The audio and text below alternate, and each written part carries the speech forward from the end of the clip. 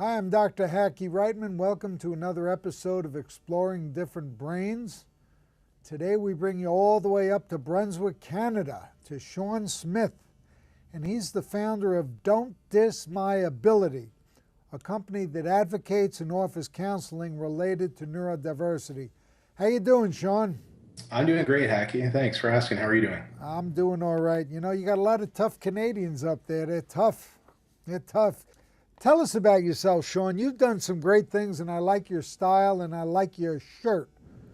Thank you. Don't diss my ability. Right. Well, and so the way that everything kind of came about, Hackey, and I'm so excited to have connected with Different Brains because I've been practicing neurodiversity without really even knowing it. But I also identify as being neurodiverse. Like I was diagnosed at age 30 with ADHD and attentive type. And my life before then was so much, so different from what it is now. And so, and part of what I do is kind of sharing my story with people to relate to. And I find that's one of the things that makes me an effective communicator and counselor and psychotherapist is that I have unique insight into what it's like for individuals with different invisible disabilities, having gone through, 30 years of hell. I mean, 4 years to finish 3 years of high school, 32 attempts to earn the 18 credits required to graduate, including failing grade 10 math 4 times, to being diagnosed at age 30, going back, getting a master's degree in counseling psychology, and challenging the system along the way. Because I found as an individual with a disability, I was trying to apply and to different programs to get different types of supports, and not fitting in the box that they had available. So I kind of saw I had two options. I could turn and go the other way, or I could challenge the system and stretch that box, which is what I've been able to do. What were your main diagnoses? Was it just ADHD? Not that that's not a lot by itself, or did you have any comorbidities with that? ADHD and attentive type. I was borderline math disability, but that was it, which is pretty rare. I mean, there's usually a high percentage of comorbidity associated with ADHD. So again, unique in that way. So now let's fast forward. So now we went from you're struggling to get through high school. It's taking you 4 years to finish 3 years. You're struggling. And now we fast forward to now. Now, what kind of educational degrees have you gotten, and what is your official titles now? Okay, well, I have tons of interesting stories, but when I look back at where I'm at now, and I guess kind of going back to the future, right? When I was in high school, I started playing football my first year of grade 12. My second year, I was an all-star. And so as an all-star, you get packages from every major Canadian university with a football team. And it was such a high, going down. I almost felt like a peacock with my feathers though, right? And then as I opened one by one, I just went down and slid further down into the rabbit hole, realizing I couldn't go to any of these schools. And so a cégep in Quebec, they have a cégep system, which is kind of like a prep school system. And so for the first time in the school's history, John Abbott College came recruiting out of province in New Brunswick. And the head registrar was also the defensive coordinator. And they snuck me in. And without them, I wouldn't be anywhere. So I'm very, very grateful and appreciative to them for taking a chance on me. And I'm actually one of their success stories. And after I finished there, I went to a place where I did my BA. And I don't talk about that school because when I went back to upgrade as a mature student and try to access their affirmative action policy as a student with a disability, I was discriminated against twice and filed 2 separate human rights complaints against the university and tried to pitch an inclusive policy.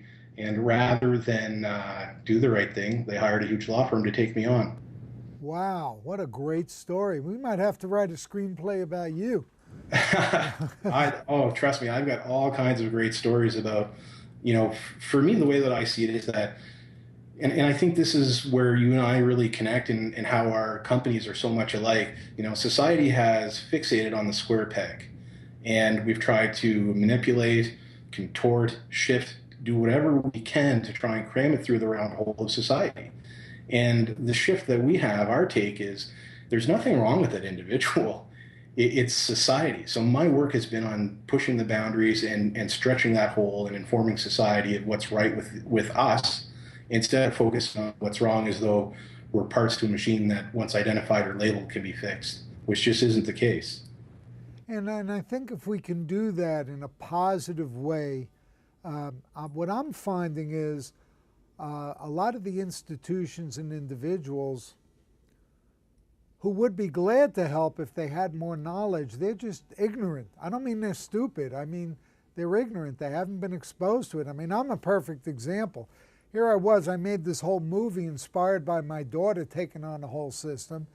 And I didn't even know until after she got out of college that Rebecca also, on top of her other stuff, had Asperger's and was on the autism spectrum. I didn't even know what Asperger's and autism were. Mm-hmm. And what I'm seeing now is that we're all on a spectrum of sorts, and everybody's got a little bit of this or a lot of that. And when you start adding up ADHD, I don't know, what are the statistics for ADHD up there in Canada? What's it like, 10% or something? I don't know what the stats are, but when I hear people say that it's overdiagnosed, I challenge that. I actually think it's underdiagnosed, because what we know of ADHD and other invisible disabilities, there are going to be more, not less. So if we're focusing on, there being less and making this issue of it being overdiagnosed, it deflects from what actually needs to be done.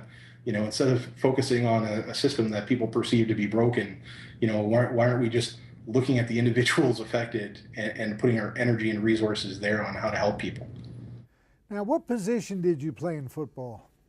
I was a defensive tackle, and then what was really cool about CEGEP in Quebec is that it's a Canadian field, but they play American rules. So when I made the switch from high school to college, I played nose tackle, which was awesome because with American rules, it's like the NFL. There's no yard between the defensive line and the football, so you can be right there, right at it. Whereas in Canadian football, you have to start a yard back, so you're already running more than you want to as a big person. So I liked that I could be right there, and sometimes I was actually able to swat the ball right out of the center's hands before he could get it to the quarterback. Wow, you must have been quick. I'm pretty quick for a big man. Yeah. Tell us from your point of view, the biggest single challenge, aside from the fact that society wants one size fits all, okay? What's the biggest single thing you think our audience might not get about ADHD from your point of view? Well, when I meet somebody and they disclose to me that they have ADHD, one of the first things that I'll say is, welcome to the world of the uniquely gifted.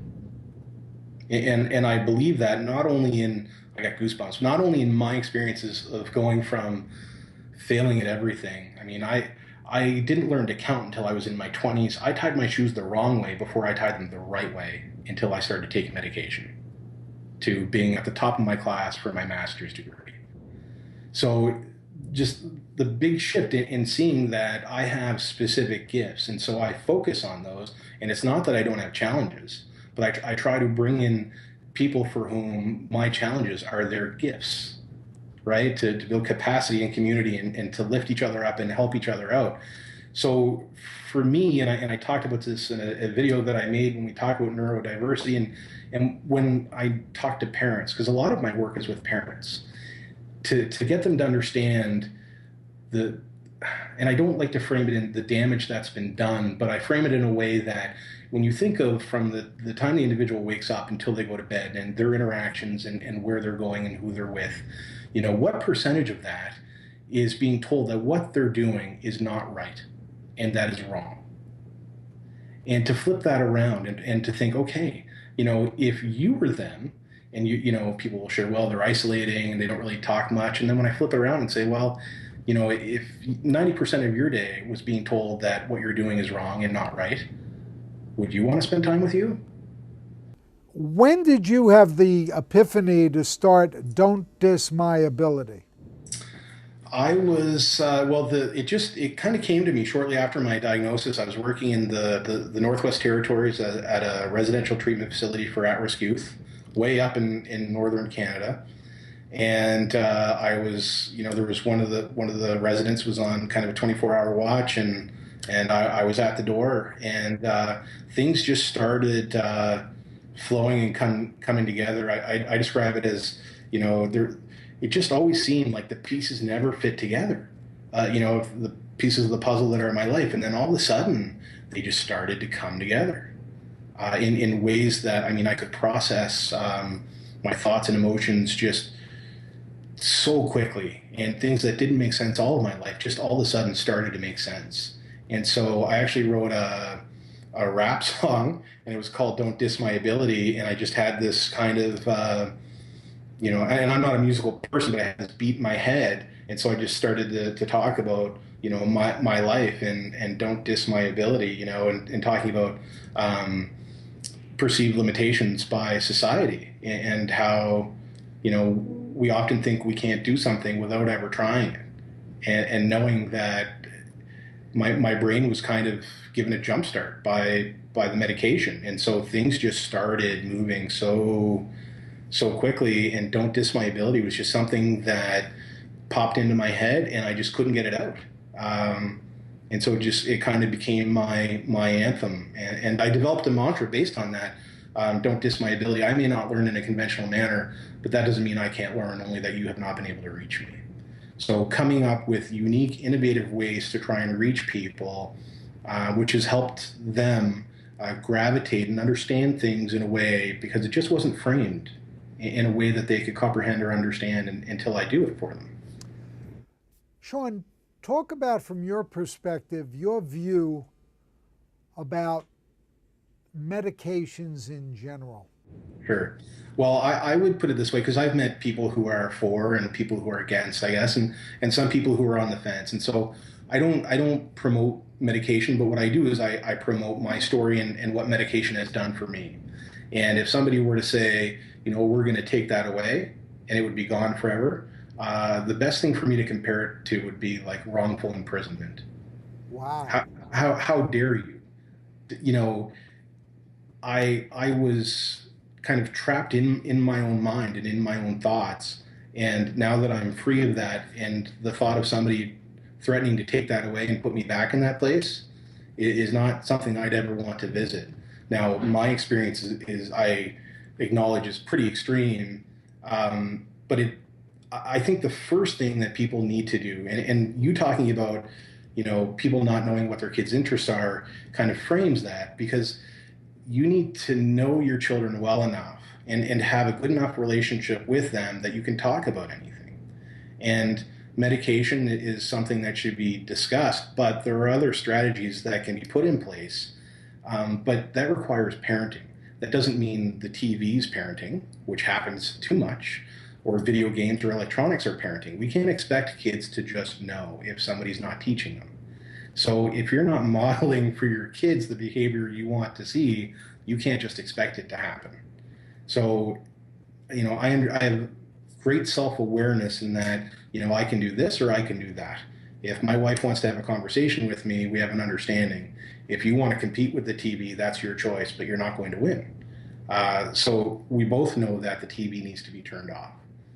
And understanding, if our kids are hyper-focused, if they're doing something, and I have, some great stories about my kids, and talking to my son, who is, a lot of characteristics of ADHD, but boy, he's smart as a whip. But when he's hyper-focused on something and I say his name, I might have to say it 2, 3, 4 times, and then the realization that on the last time I would raise my voice to say his name.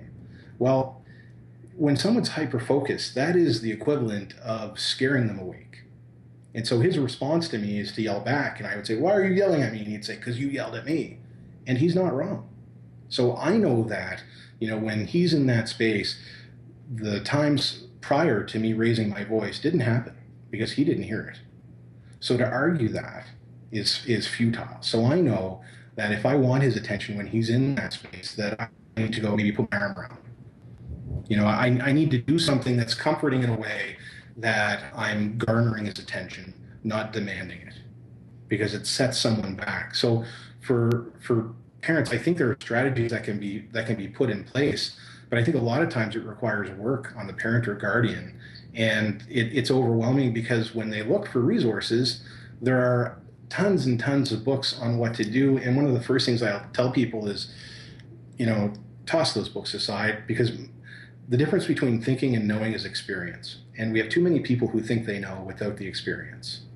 And so what I offer is that I was once that kid. And so I can relate and identify what's happening and what their thought process is like and where the kid's at.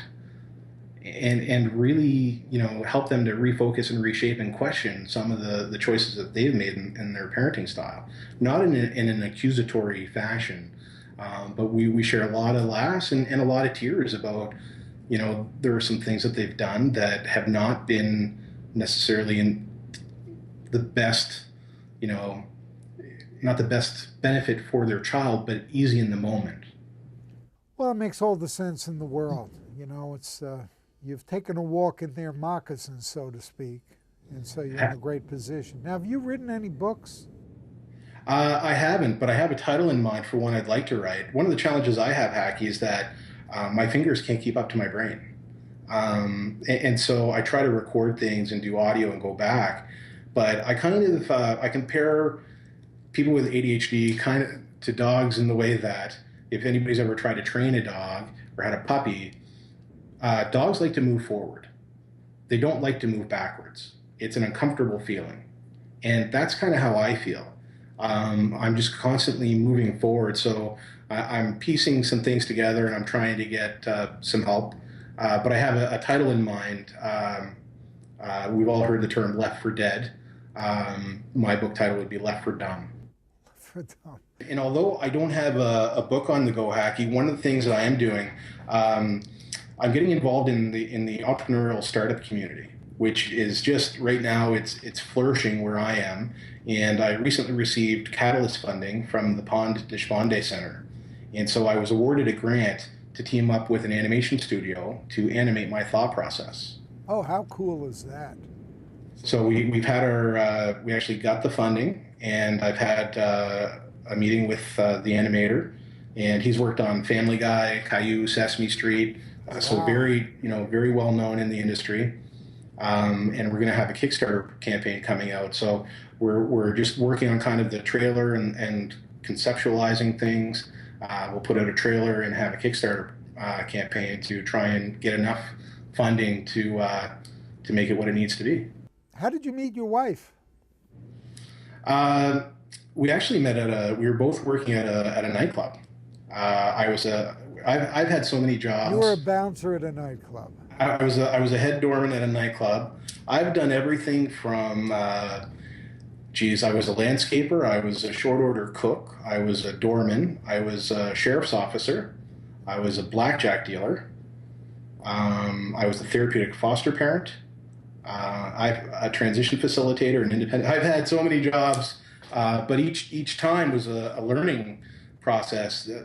I didn't know how to count until I actually got that job as a blackjack dealer. I couldn't count. Any type of stimuli would be like it erased the process from my memory, to the point where I had anxiety and depression because I would put the change back in my pocket and walk away because I couldn't do the math.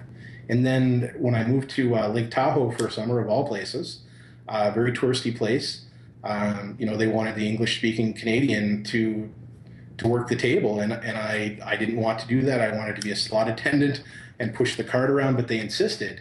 And I mean, just these aha moments of not being diagnosed, but because I had something tactile to manipulate, I could count. I couldn't do it from my head to put on paper, but once I had poker chips, which had the denominations, and how they chunk things up to teach people how to deal cards, but also to pay out and take money, that was presented to me in such a way that I learned how to do mental math better than my wife, who did 2 degrees concurrent. So it's again, teaching people things in unorthodox ways. What a fascinating story. You're full of them. I love listening to your stories. Thank you. Watch our interview with Matthew Schneps. And I'll tell you why I'm telling you about Matt Schnepp, who I'll introduce you to sometime. Like yourself, he has a beard. A very interesting guy up in Boston. He is the founder of a partnership for visual learning that he put together with the Smithsonian, Harvard, and MIT. Oh, wow. He was an astrophysicist by trade. And in my interviews with him, he's a funny guy, but he gets mad at me. I did watch one. Now that you mention it, I remember. Yeah, he's a unique cat. He is, and he says, I'm an astrophysicist. Why can't we just give people the tools they need if parts of their brain don't do? I said, what do you mean? He goes, ask me how much is 7 times 6. I said, how much is 7 times 6? He goes, I don't know, but I have a calculator that can figure it out for me. Mm-hmm. The only school he got into was MIT, you know, yep. Because he couldn't do well. He was dyslexic and couldn't do math, but he was absolutely brilliant. And again, it goes back to what you're saying, that what is with this one-size-fits-all, of what Shawn is calling the square peg, you know? Why is it? Why can't we just take everyone's gifts and use them? Well, and I kind of peg the term the inclusion illusion, because as an advocate and having to battle for things, and you know, my wife is a great example. She used to call me a conspiracy theorist. But as I try to access different supports and services, I kind of understood that part of my gift was looking at systems and processes. And I could learn more from the absence of information than I could by what was actually provided. And so digging and challenging government and in, you know, the university that I'd gone to, and trying to affect positive social change by, you know, again, not fitting in that square box and challenging, and people saying, oh no, you know, a university wouldn't do that. Well, they did twice. And that our provincial government, and that's another one that I wrote a paper called Systemic Discrimination is Commonly Practiced by the Province of New Brunswick, a comprehensive analysis of the Equal Employment Opportunity Program, where, you know, I was diagnosed with a disability. I thought, okay, I'm going to get a cushy government job with this affirmative action program.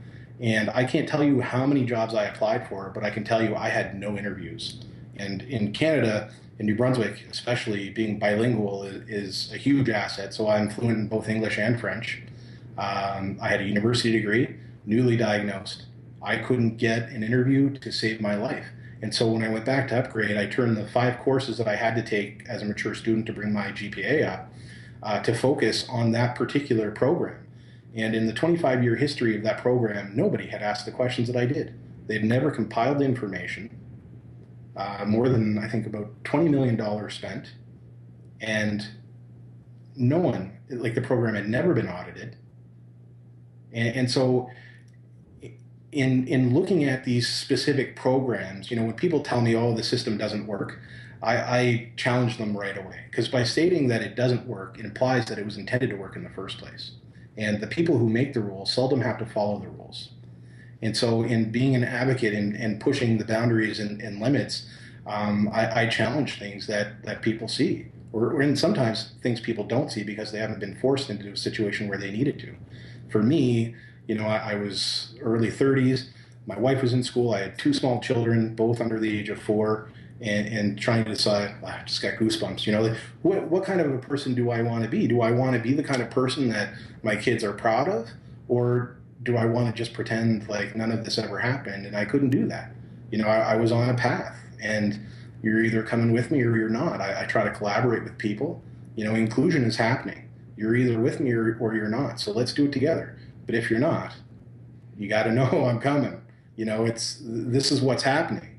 There's no moving backwards. Like any movement in the opposite direction is not in anyone's best interest. You know, so a shift in government or politics, you know, it's always interesting to hear what they say, because I hear what they're not saying. Very well said. You hear what they're not saying. That's very profound. What do you think of your new leader Trudeau up there? For me, it's not so much a matter of a leader. I generally don't trust politicians, and one of the reasons why I wear this shirt is because I don't want to put on what I would call a suit of armor, which deflects any type of personal accountability or responsibility. So to ask a politician a question, I'm looking for a yes or no answer. And the fact that they can't do that and dance around it tells me a lot about them. Which means that if I can't have a candid conversation and I can't ask you a real question and you give me a real answer, then this isn't a real relationship and it's not a real dynamic that I'm going to invest my time into, because it's a waste of my time. Have you seen a lot of metaphors for you between being a defensive nose tackle in football and what you experience in life? No, I haven't really. I mean, other than that I've had to push and keep pushing, not really. But it's one of those things where, without that college, I mean, and I have a tattoo of their logo on my shoulder. It's the only tattoo I have, and I call them to check in. Of the probably 30 students that they recruited out of province, I was undiagnosed. There were only 2 of us that actually finished the program and graduated. And the other student was diagnosed with their learning disability at the time, and I was not diagnosed with ADHD, and we're the only 2, right? So what does it say about, us and our determination, right? It's that I think that's one thing that people really don't understand is how determined we are and how we can be, and part of it is, for me anyway, and I've been working with more and more entrepreneurs with different forms of invisible disabilities to help them kind of turn things off. Like, I don't watch TV really, I don't watch the news, and I don't have cable, and the reason being is that I'm so heavily impacted by what's happening around me that I feel everything. And by allowing all of that information into my head and into my thought process distracts me from the things I feel I can affect positive social change. And so I limit, Facebook I use for my business really. I love to cook. I also call myself the ADHD chef. And so I try to get into my zone. So, when people are on Facebook and social media, whether they acknowledge it or not, they're creating a hierarchy in their minds of where they put themselves based on what they're seeing. And my view is that as long as you're spending time on Facebook looking at other people's relationships, how much time are you actually investing into your own? And challenging people to look at things that way. If somebody's talking about, where they spend an hour or 2 hours on Facebook or social media, every day, then that adds up. How much work are they putting into their relationships with their partner, their spouse, or their kids? So really trying to flip it around. And this is really an interesting take that I've used with entrepreneurs who are kind of following my lead and seeing the benefit of, it's not that what's happening in the world around us is not important. It is. But I don't need to know about every gruesome thing that happens on this planet when it happens, because there isn't something I can do about it in that moment. But if I'm exposed to that, I can't help but feel the emotions that come with that people should feel. But for me, it's too much. I get overwhelmed and anxious. And so I need to focus and limit my attention on the things I feel like can affect positive social change.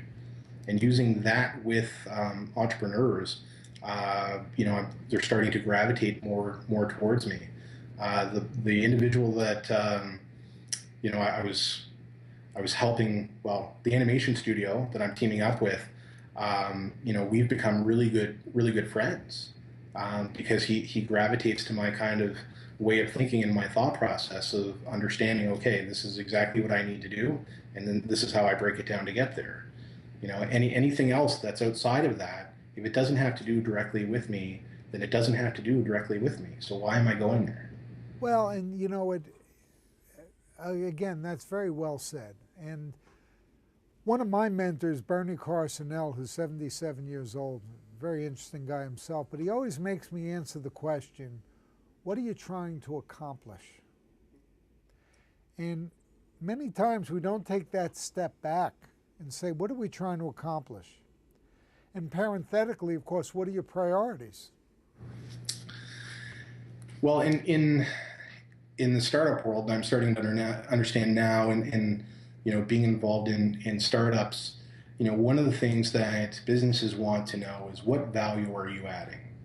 And that's the bottom line. Because if you're not adding value, you're just not adding, right? So how is it that we talk ourselves into adding value? And this is something that I'm, trying to help different individuals with invisible disabilities who are uniquely gifted, in trying to help them find employment. And the biggest challenge being this, human resources has boxed people out because they want a certain education in order to hire somebody. And I mean, I've met individuals who, one individual could type, 80 words a minute, and they want them to work in the food industry. And so part of what I do when I meet somebody who has a unique story and a unique gift, I contact my network of people. I mean, I'll contact my friend who owns the animation studio, say, hey, can you look at this person's resume? Because I love technology, but I don't know the ins and outs of all the certifications and all that stuff. And he'll tell me, good or not. Or this person has a gift, maybe I can connect them with this organization. So it's about, trying to build people up, trying to build capacity within community. And one of the things that I find lacking, especially, I'm a for-profit company, and my experience in the nonprofit field has not been that great, because their funding is dependent on really, government grants or whatever it may be, and they're going to cling to that. Their life depends on that. And so one of the things that I often say is that in this field, if you are not trying to work yourself out of a job, if you truly do not believe that someday you can work yourself out of a job, you're in it for all of the wrong reasons. So building capacity, it's about lifting people up, not securing your own position. If we're about creating dependence, you can't start creating, or if we're about promoting independence, you can't create dependence by trying to keep people where they're at. If you want things done differently, you need to take a different, innovative approach. And and what you have to do within your organization is empower the individual to seek their own level. And one of the ways you do that is by letting them choose what they want to do, when they want to do it, how they want to do it, as long as it fits in with your overall philosophy and what you're trying to accomplish. So I think as a society, we've got to recognize that one size does not fit all, and I agree with you 100%. I couldn't agree with your philosophy more. And it comes down to the individual, which, if you think of it holistically as giant corporations, that's what the entrepreneur is. That's what he is. Oh, in a big way, And the mom and pop businesses, which I don't know how it works in Canada, but my folks had a gas station in Jersey City where two people with high school educations could make a living for their 4 kids and get them all educated. And the mom and pops, the equivalent of that now is the startup usually technology-based company. Very much so. Interestingly enough, my parents were also entrepreneurs and owned a gas station. Get out of town, really? Yep. Which brand was it? Shell. Oh, Shell. We were Flying A that turned into Getty, and it was called Tidewater back then, too. Okay. Shell. Yeah, my parents have owned a few different businesses. They owned a snow removal and landscaping company. They still own the snow removal. My mom's deceased now, but they built an A&W restaurant, a fast food restaurant, and later sold that. So I've been around it all of my life, but in that I always felt like, if I was going to do anything, I had to do it for them. I didn't have this notion at any time that I could build my own business. It was, it almost felt like they were keeping it going because I was going to need that to fall back on later. Like that's where I was at. I mean, my parents had me scared that, I was going to be, working at McDonald's. And I mean, I grew up in a suburban middle-class neighborhood. I mean, nice big house. Whereabouts did you grow up, Shawn? Whereabouts? Yeah. Fredericton, New Brunswick, Canada. We border, New Brunswick borders the state of Maine. So that's where we're at. Fredericton is the capital city of New Brunswick, and it's a very nice, picturesque place, but it's also very conservative, and that's been one of the challenges. Regardless of conservative or liberal government, it's still quite conservative. And so, even though, when I talk to people, one of the things I say is that everybody knows somebody with a disability. Statistically, it's impossible not to. And if I'm engaging with someone and they claim to not, then I just end the conversation because it's just out of sheer ignorance and I'm not going to waste my time. But it is true. Everybody knows somebody with a disability. And what I find challenging when I'm challenging systems is that if I were to speak to any one individual and say, is this right? We know what they would say. The answer is no. But because they have this identity, this conglomerate, or this business that they can hide behind, it takes away any type of personal accountability. It's almost like the curtain being drawn in The Wizard of Oz, right? Everybody's scared to see what's behind that curtain, so nobody pulls. But if they did, they'd see what was there, right? And for some reason, there are very few of us who are trying to pull that curtain open to expose everything for what it is. We're so worried about, saving face and not admitting any type of fault that we try to make it about something else instead of making it about ourselves and how we can improve ourselves and what we're doing. As long as I can make it about somebody else, it'll never be about me. So that's the type of mentality that I'm really trying to challenge. Now, how do our viewers learn more about you, Shawn? They can reach me through my website, which is www.ddmacs.ca, which is on this t-shirt. The t-shirt's also available for sale on the website. The proceeds go into different programs. My goal is eventually to generate enough revenue through the sale of my t-shirts that I can create and sustain social programs that government can't or won't. And that's really one of my. Do you have biggest... a not-for-profit running in parallel with your for-profit, or how do you work that? I don't, and I don't plan on it. My experience has been in nonprofit that it's profitable for the few, not the many. What is the one piece of advice you'd have for someone with ADHD or someone with a loved one with ADHD? What's one piece of advice you would have? It's challenging because although I could not handle the overwhelming amount of people who would try to reach out to me, but I would say, get in touch with me. Please look at my website. Because one of the things that I really feel separates me from everybody else is that everyone else has tried to identify what was wrong and tried to fix you. When people come in here, it's not about what's wrong with you, it's about what's right with you. And I have, individuals and families in my office crying because of the insight that I'm sharing with them. I mean, I'm talking to parents about their kids not being in school and not saying, oh, school's not for Johnny because. It's school's not for Johnny because his thought process is so advanced that our public education system has no idea what to do with him. Well, we had there's something on the books here now that I thought was a step in the right direction. They're going to substitute the requirement in high school that you must take a foreign language, and they're going to substitute coding on computers when you want to. And yeah. I think that's a bit of a step in the right direction to start earlier with, again, harnessing your interests and what you're good at and what you want to do and what might earn you a very good living, instead of focusing on, no, you've got to do it this way.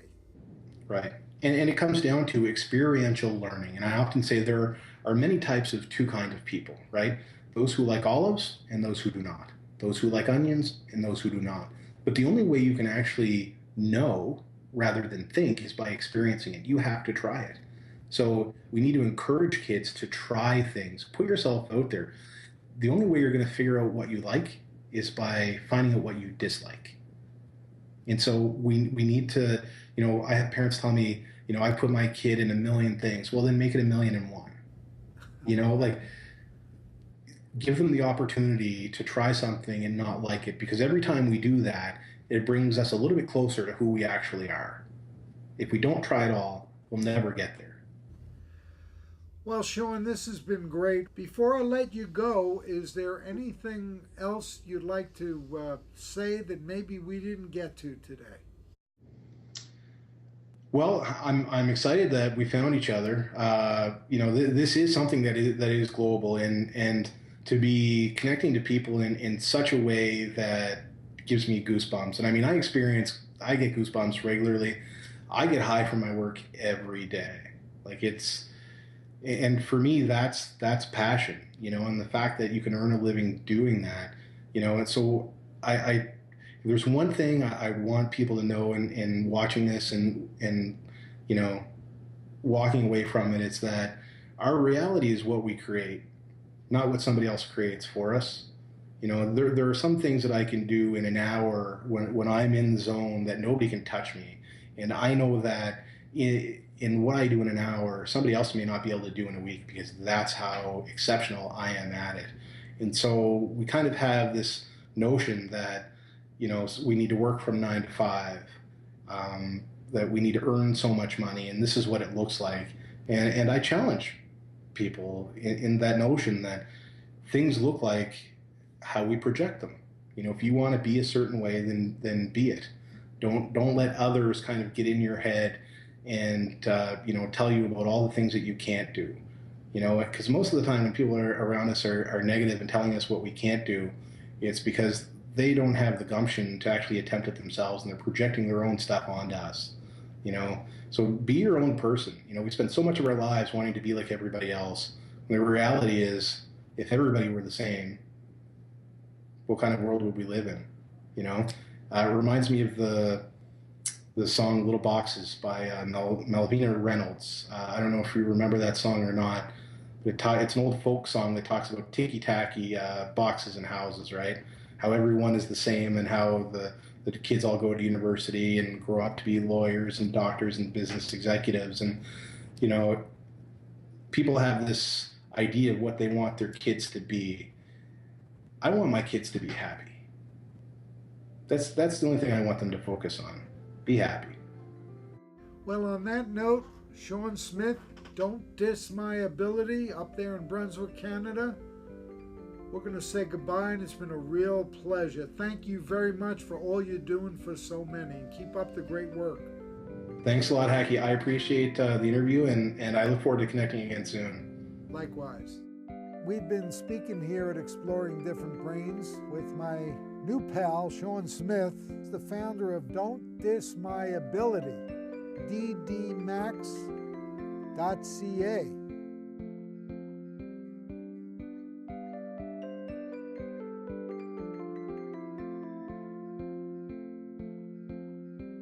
For more information, visit us at differentbrains.com.